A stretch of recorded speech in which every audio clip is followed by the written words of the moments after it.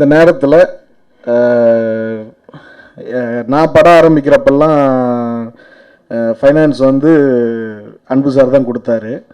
யாரும் தரல, யாரும் நம்பல, எங்கள் அப்பாலாம் தரல. பட் கார்த்தி சார்பாக கார்த்தியோட அப்பாவுக்கு இந்த நேரத்தில் நன்றி தெரிவிச்சுக்கிறேன். ஏன்னா பையன் வந்து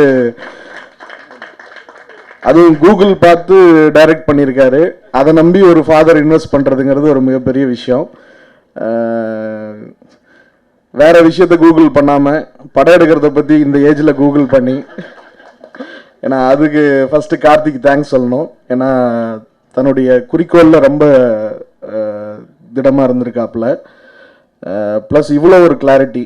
இப்போ ஒரு ரஜினி சார்கிட்ட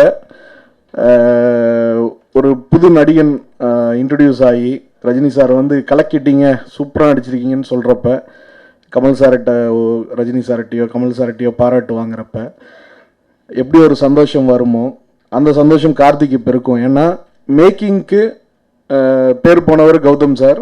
கௌதம் சாரே வந்து மேக்கிங் பின்னிட்டீங்கன்னு சொல்கிறாருன்னா அப்போ எந்த அளவுக்கான ஒரு விஷயம் வந்து அவருடைய மேக்கிங்கில் இருக்குங்கிறது ப்ரூவ் ஆகுது. ப்ளஸ் ரஹ்மான் சார் ரொம்ப இதாக இருக்கும்.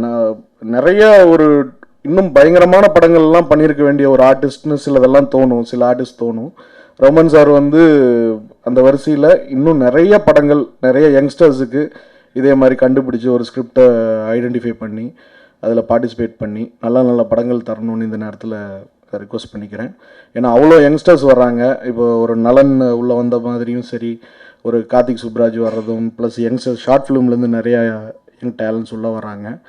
அவங்களுக்கெல்லாம் வந்து ரஹ்மான் சார் மட்டும் இல்லை, எல்லா ஆர்டிஸ்ட்டுமே கொஞ்சம் ஆரம்பத்தில் அவங்களுக்கு பட்ஜெட் பிரச்சனைகள் நிறையா இருக்கும், கன்ஸ்ட்ரக்ஷன்ஸ் நிறையா இருக்கும். கொஞ்சம் முன்ன பின்ன அட்ஜஸ்ட் பண்ணி அவங்களுக்கு நல்ல கிரியேட்டர்னு ஒரு ஃபீல் அவங்களுக்கு கிடச்சிதுன்னா கொஞ்சம் சாக்ரிஃபைசஸ் பண்ணி அவங்களுடைய இனிஷியல் ஸ்டார்ட் பண்ணி விடணும்னு இந்த நேரத்தில் கேட்டுக்கிறேன். ப்ளஸ் ஆந்திராவில் இப்போ லாஸ்ட் வீக் ரிலீஸ் ஆகிருக்கு. அப்போ எங்கிட்ட தொடர்ந்து கேட்டுட்டு இருந்தாங்க இந்த படத்தை பற்றி. நிறைய ஏரியா டிஸ்ட்ரிபியூட்டர்ஸ் வந்து இது வாங்கலாமா பண்ணலாமான்னு கிட்டத்தட்ட ஒரு 6-7 டிஸ்ட்ரிபியூட்டருக்கு நானே, ஏன்னா நம்ம ரிலீஸ் பண்ணியிருக்கோம் ட்ரீம் ஃபேக்ட்ரியிலுங்கிறது தெரியும், அதனால் அந்த படத்தை பற்றி தெலுங்குக்கு எப்படி இருக்கும் என்ன ஏதுன்னு கேட்டாங்க. நிறைய பேருக்கு நானே ரெக்கமெண்ட் பண்ணியிருக்கேன். ஒரு ரொம்ப சந்தோஷமான தருணம் இது என்னென்னா, ரொம்ப நாள் கழித்து ஷீல்டு ஃபங்க்ஷன் நடக்குது. ஏன்னா தமிழ்லையும் சரி எல்லா இண்டஸ்ட்ரியிலையுமே ஷீல்டு ஃபங்க்ஷன் வந்து டோட்டலாகவே இப்போ காணாமல் போயிடுச்சு. 100 நாள் படம் ஓடுறதோ இல்லை 50 நாள் ஓடுறதோ 75 நாள் ஓடுறதோ இன்றைக்கி ரொம்ப பெரிய விஷயமா இருக்குது. அதுக்கு பல காரணங்கள். அதில் ஒரு 2-3 முக்கியமான காரணம் நம்ம தியேட்டர்ஸோட குவாலிட்டி. இப்போ ஆந்திராவும் இங்கேயும் பார்த்தீங்கன்னா தியேட்டர் குவாலிட்டி வைஸ் நம்மளது ரொம்ப ரொம்ப பேடாக இருக்குது.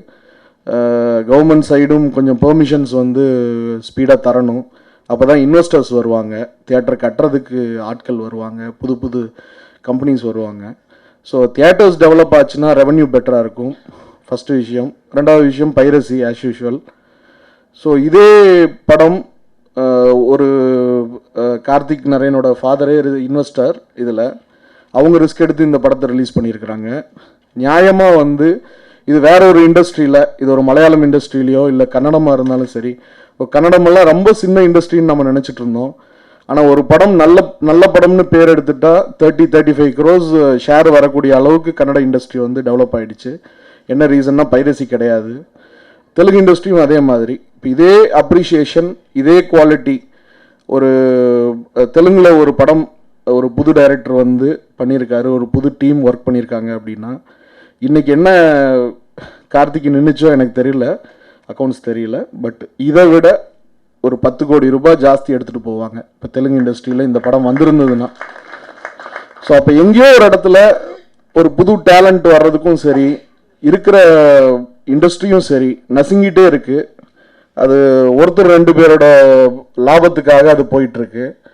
ஸோ இந்த சுச்சுவேஷன் வந்து மாறி கண்டிப்பாக ஒரு இன்வெஸ்டர் ஃப்ரெண்ட்லி என்விரான்மெண்ட் தமிழ் இண்டஸ்ட்ரிக்கு வர்றதுக்கு as a part of ப்ரெஸ்ஸும் சரி எல்லாருமே we are someway directly or indirectly associated with the industry. இந்த இண்டஸ்ட்ரி மேலே நம்மளுக்கு எல்லாத்துக்கும் ஒரு லவ் இருக்குது.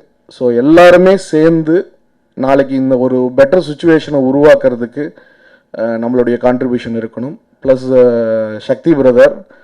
ஆரம்பத்திலிருந்து படம் பிடிச்சதுங்கிறது வேற, பட் அந்த கண்டென்ட்டோட நின்று சண்டை போட்டு அது நல்ல தியேட்டர்ஸ் கிடைக்கணும், நல்ல எக்ஸிபிட் பண்ணணும் அப்படிங்கிற ஒரு விஷயம் வந்து டோட்டல் டீமும் எல்லா ஏரியாவும் மேனேஜர்ஸும் வந்திருக்காங்க, சந்தோஷமாக இருக்குது.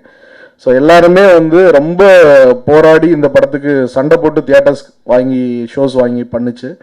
ப்ளஸ் அதை எப்படி கரெக்டாக எக்ஸ்ப்ளாய்ட் பண்ணணுங்கிறது சக்தி பிரதர் பார்த்து பண்ணாப்புல, ஹர்ஷத் ஆகட்டும், டோட்டல் டீம் எல்லாருமே பண்ணியிருக்காங்க. ஸோ இந்த நேரத்தில் அவங்களுக்கும் வாழ்த்துக்கள் சொல்லிக்கிறேன்.